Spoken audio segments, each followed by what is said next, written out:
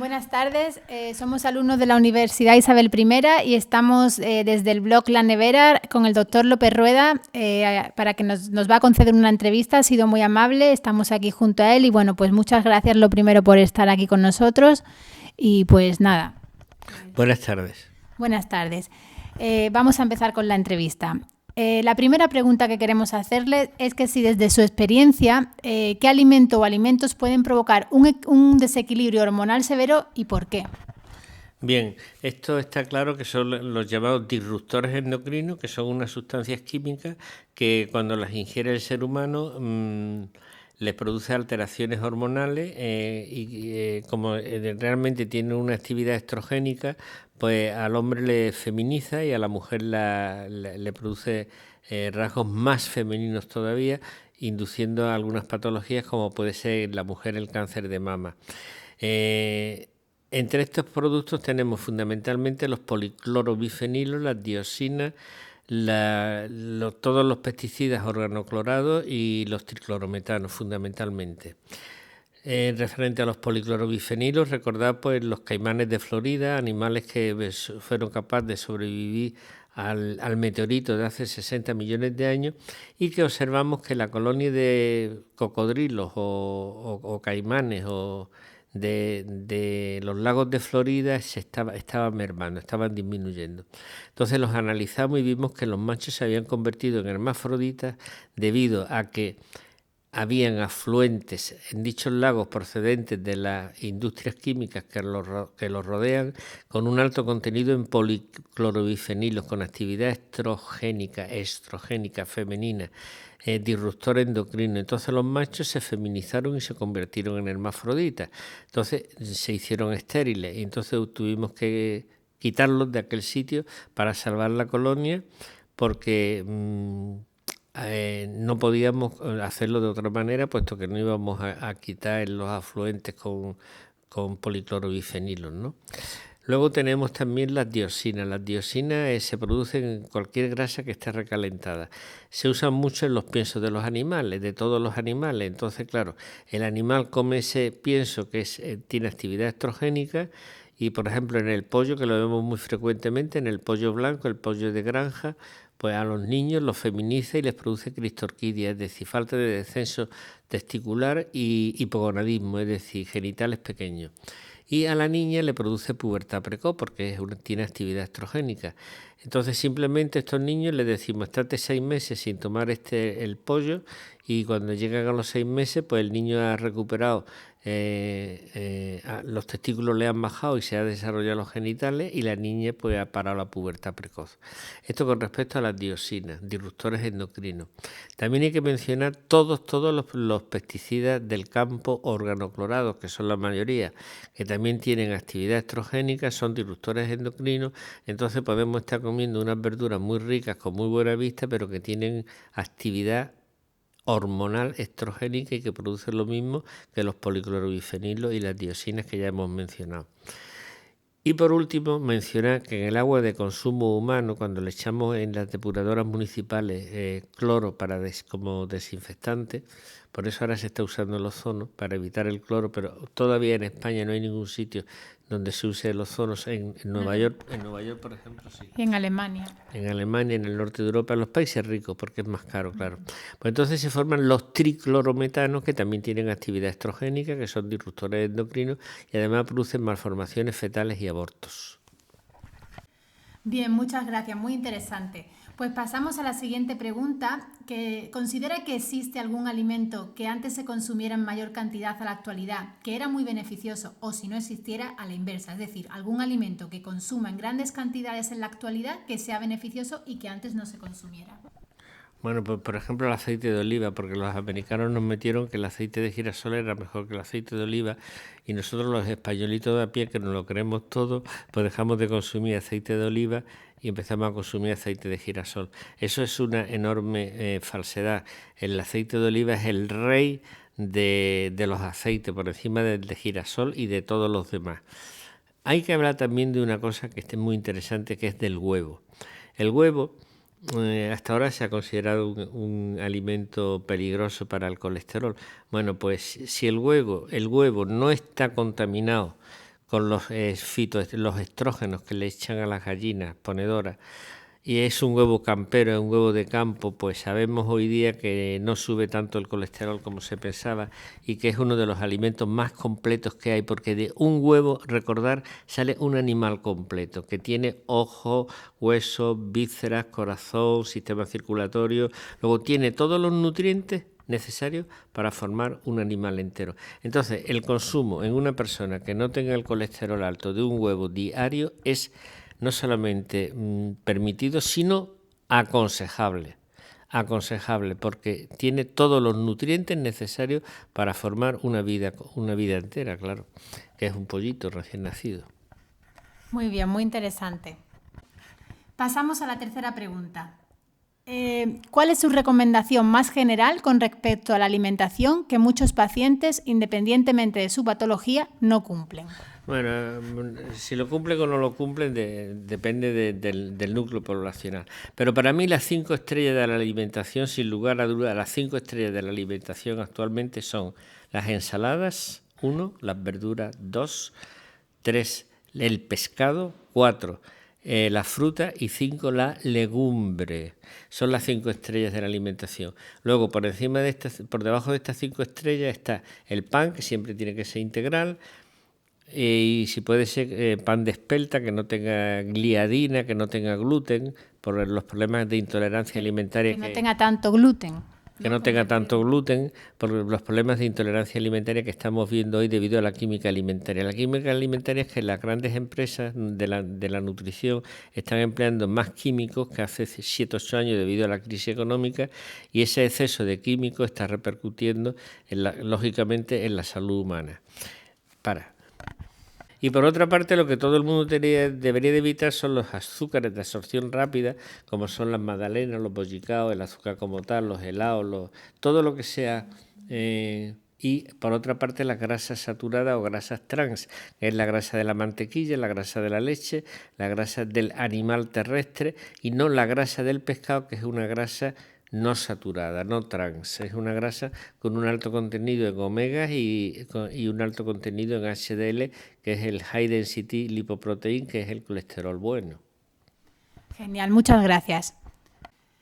Bien, la siguiente pregunta, pasamos a las preguntas del deporte, sería si son necesarias las ayudas ergogénicas en los deportes de resistencia y dentro de las sustancias legales, cuáles, por ejemplo, pueden tener efectos secundarios en nuestro organismo. Bien, sí, son necesarias las ayudas ergogénicas, los suplementos, puesto que los deportistas de alta competición pues consumen muchas más calorías que consume un individuo normal. Por ejemplo, si un individuo de 40 años y actividad normal gasta unas 1.800 calorías, pues un deportista de alta competición puede gastar 8.000, es decir, puede gastar como 4 o 5 veces más calorías. Lógicamente, estos nutrientes necesitan ir acompañados de suplementos. Todos los suplementos legales son permitidos, como son las proteínas, como son las vitaminas, los minerales, los oligoelementos, salvo que le estemos dando la proteína adulterada, y para mí una proteína adulterada es una proteína en polvo. Una proteína no adulterada es la proteína de la sardina, por ejemplo, pero una proteína en polvo de estos que vienen en estos tarritos grandes de lata y que se lo toman los deportistas a cucharadas, me parece una barbaridad. Para el riñón, ¿no? Para el riñón, claro, que es la proteína, lo que daña más es el riñón, y luego el hígado tiene que depurarlas también, ¿eh? O sea, que de las sustancias legales, la que tendríamos que tener más cuidado, usted nos diría la proteína en polvo, ¿no? La proteína en polvo. Porque puede ser tóxica. Tóxica para el hígado y para el riñón. ¿En exceso o...? Yo la quitaría porque no me gusta, pero bueno, sí, es un suplemento mínimo, pero el mejor suplemento de proteína que tiene el hombre es la clara de huevo, está claro, no tiene que tomar polvitos. Perfecto. La siguiente pregunta. ¿El no tomar ayuda de ningún tipo se considera contraproducente cuando el volumen de entrenamiento es muy elevado y la alimentación habitual puede no ser suficiente? Sí, efectivamente el deportista necesita tomar algunos suplementos, sobre todo de sustancias que el uso y abuso de las tierras de cultivo ha hecho que merme mucho su contenido. Aquí tenemos dos muy importantes, que son el magnesio y el zinc. ¿Qué función tiene el magnesio? El magnesio interviene exactamente en 200 reacciones enzimáticas en el cuerpo humano. Es decir, es tan importante tanto para el cartílago, para el hueso, para el hígado, para el riñón, para el cerebro, para el músculo, porque, vuelvo a repetir, interviene biológicamente en 200 reacciones biológicas, ¿no?, del ser humano, del metabolismo humano. Pero además tenemos que tener en cuenta el zinc. ¿Por qué? Porque el zinc está produciendo retraso de crecimiento en los niños. El zinc es un poderoso anabolizante proteico. Es decir, sin zinc no sintetizamos proteína. Y si no sintetizamos proteína, la matriz del hueso no la podemos formar, que es colágeno, es proteína. Entonces estamos viendo retraso de crecimiento en niños por falta de zinc, y esta falta de zinc es debido a que los abonos que le echan a las tierras no tienen ni zinc ni tampoco magnesio.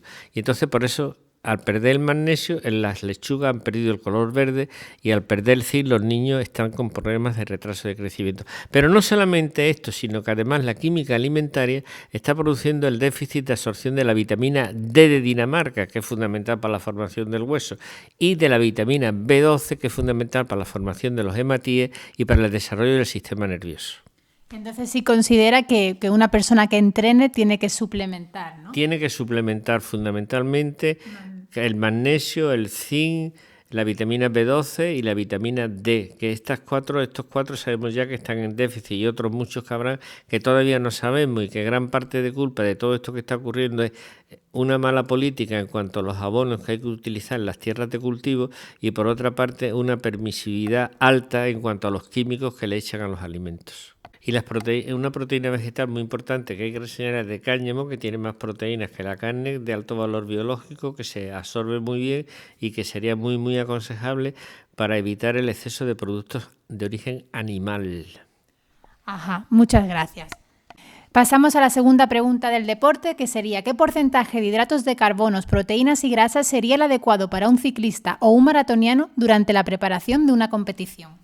Hombre, para un ciclista, no para la preparación de la competición, sino cuando ya está en carrera y está, pues yo me inclino por la 60-30-10, porque el consumo de un ciclista o de un nadador en plena competición, no en preparación, en plena competición, pues hay que darle hidratos de absorción lenta, pero que le estén aportando energías continuadamente, porque lo está necesitando, ¿no? O sea, un 60 de carbohidratos, ¿no? Sí, pero sin embargo, durante el entrenamiento podemos también pensar en la 40-30-30, que es de todos conocida y que aporta una serie de nutrientes necesarios también. Es decir, yo distinguiría en el deportista el alimento, digamos, del entrenamiento, del alimento de ya cuando va a competir. Cuando ya va a competir hay que llenarle el cuerpo de glucógeno, que es la molécula que contiene la glucosa, para que no le falte durante la fase de actividad física intensa, que es lo que consume fundamentalmente glucosa. Pero lo más importante sería que estos carbohidratos fueran de absorción lenta, ¿no? Absorción lenta, nunca de absorción rápida, porque no lo necesita. Absorción lenta para que cuando ya lleve hora y media de actividad física, porque un ciclista puede estar 4 o 5 horas en un maratón de un día, pues que tenga aportes suficientes de carbohidratos. Ajá. La tercera pregunta sería del deporte: ¿cómo asesoraría a una persona diabética ante una prueba como el Ultraman, que es una competición que se celebra repartida en 3 días y consta de las siguientes disciplinas? Primer día, 10 kilómetros de natación y 144,8 kilómetros en bicicleta. Segundo día, 237,5 kilómetros de bicicleta. Y tercer día, doble maratón, 84,3 kilómetros de carrera a pie. Un diabético, ¿eh? Bien, la respuesta a esta pregunta es muy simple. Es individual. O sea, no se puede trazar una norma que sea para todos los diabéticos, sino que cada diabético tiene una forma de metabolizar la glucosa, tiene unas necesidades de insulina, y entonces hay que hacer un estudio personalizado y aconsejarlo según las circunstancias de cada diabético. Luego, para este tipo de personas, en regla general, no existe. Ajá, muchas gracias. Bien, pues pasamos a la ronda del embarazo. La siguiente pregunta: ¿cómo influyen los edulcorantes artificiales en el embarazo? ¿Son perjudiciales? Los edulcorantes artificiales son perjudiciales en el embarazo y en la lactancia y en cualquier circunstancia de la vida. Son productos químicos que la industria alimentaria ha sacado para endulzar, poniendo el cebo de que no engorda, de 0 calorías, pero los efectos nocivos de la mayoría de los edulcorantes artificiales, como es la sacarina, como es el ciclamato, que ya ha sido prohibido en Estados Unidos, pues es altamente nocivo. Sabemos que la sacarina, por ejemplo, de alguna forma actúa sobre el sistema inmune y puede incluso desarrollar el cáncer, favorecer el desarrollo del cáncer. El único edulcorante que yo permitiría sería la stevia, que es un edulcorante natural que lo tenemos. Hay que buscar que sea de calidad, que no nos engañen, no nos metan gato por liebre y no olvidar también que la sacarina atraviesa la barrera placentaria, y entonces puede estar afectado también al embrión feto. Luego, de edulcorantes artificiales durante el embarazo, nada de nada, y ni durante el embarazo ni nunca, vamos. Yo los prohibiría, los quitaría del mercado totalmente. Los japoneses, que son muy listos, le han obligado a los americanos a que le vendan Coca-Cola con stevia. O sea que la Coca-Cola japonesa no lleva sacarina como la española, lleva stevia. ¿Por qué? Porque los japoneses, que son inteligentes, saben que la sacarina es cancerígena. Muy bien, muchas gracias, muy interesante. Siguiente pregunta del embarazo sería, con respecto a la diabetes gestacional, ¿cómo puede evitarse? Y si la padecemos, ¿nuestra dieta debe ser muy rigurosa? Durante el embarazo lo único que hay que hacer, lo de siempre, evitar los hidratos de absorción rápida y las grasas trans, porque las grasas trans perjudican a todo. Por ejemplo, los vasos placentarios se pueden afectar por las grasas trans, trombosarse y producir aborto al séptimo, octavo mes de embarazo. Los azúcares de absorción rápida, pues lógicamente producen un aumento de la glucosa y entonces pues pueden favorecer la aparición de la diabetes gestacional. El prevenir la diabetes gestacional es muy sencillo. Haga usted ejercicio, coma poquito y a menudo y evite los azúcares de absorción rápida y las grasas trans. Ya está. Genial, muchas gracias. La siguiente pregunta del embarazo sería si es necesario tomar suplementos de vitaminas y minerales en el embarazo. Sí, actualmente sí. Actualmente, por desgracia, tienen que tomar suplementos de vitamina y mineral en el embarazo porque nuestros alimentos han perdido gran parte de esos nutrientes que tenían hace 40 años y que hoy no tienen. Por ejemplo, lo que hemos dicho antes de la vitamina B12, del yodo, del magnesio, del zinc, etcétera, etcétera, etcétera. Ajá. ¿Cuáles son los que se están dando ahora sobre todo? B12. Fundamentalmente lo que estamos dando es un complejo vitamínico que lleva hierro, lleva vitamina B12, lleva yodo, lleva ácido fólico y ya está. Genial. Siguientes preguntas serían, ¿cómo influyen las hormonas en la salud? Pues pueden actuar muy bien si las hormonas actúan de forma fisiológica, normal, natural, o pueden matar a una persona, porque ¿cuántos deportistas mueren por exceso de testosterona y hormonas de crecimiento que les produce una hipertrofia del ventrículo izquierdo y mueren por fallo cardíaco? Es decir, ¿son necesarias las vitaminas, minerales, oligoelementos como suplementos en el momento actual? Sí, pero de una forma racional. ¿Cuál es la forma racional? Con moderación. En el término medio está la virtud. Genial, muchas gracias. Esta es la última pregunta ya. Entonces, ¿podemos equilibrar las hormonas a través de alimentos? ¿Hay alimentos que nos ayuden a regularlas? Pues vamos, el pescado, que es muy rico en yodo, pues va fenomenal. Aquí en Huelva le mandan yodo ahora a todas las mujeres embarazadas. Eso es una barbaridad, porque yo le hago la yoduria de 24 horas a todas mis embarazadas que tienen problemas de tiroides y me encuentro con yoduria de 300 y 400, que son los valores máximos de la normalidad. Si tú a esa embarazada, además, le das un suplemento que tiene 200 microgramos de yodo, como llevan todos los preparados comerciales de yodo, pues resulta que le estás produciendo un sobreexceso de yodo. El sobreexceso de yodo en Japón produjo la tiroiditis de Hashimoto, el exceso de yodo. Y en Huelva, el exceso de cloro ha producido la tiroiditis química. En Huelva, pues gracias a Dios, no tenemos falta de yodo porque normalmente la gente tiene una ingesta de pescado adecuada. Pero en los países del centro y del norte de Europa, que prácticamente no comen pescado salvo el salmón y son grandes comedores de carne, por supuesto que sí, que necesitan suplementos de yodo. ¿Y algún otro alimento que sirva para equilibrar hormonas? Por ejemplo, la maca de andina, que se fue descubierto porque los pastores de las cabras de los Andes de Perú, pues vieron que las cabras se volvían más receptivas al macho cuando tomaban maca. Es decir, que tiene un efecto afrodisíaco. Pero ¿cuál fue nuestra sorpresa cuando al investigar vimos que también mejoraba la función sexual del hombre? Es decir, la maca es un vegetal que ayuda, yo creo que porque actuará a nivel hipotalámico, a nivel de gonadotropina, tanto a la mujer como al hombre. Genial, pues muchas gracias. Eso es todo. Le damos las gracias por darnos esta entrevista. Muy amable. De nada, buenas tardes.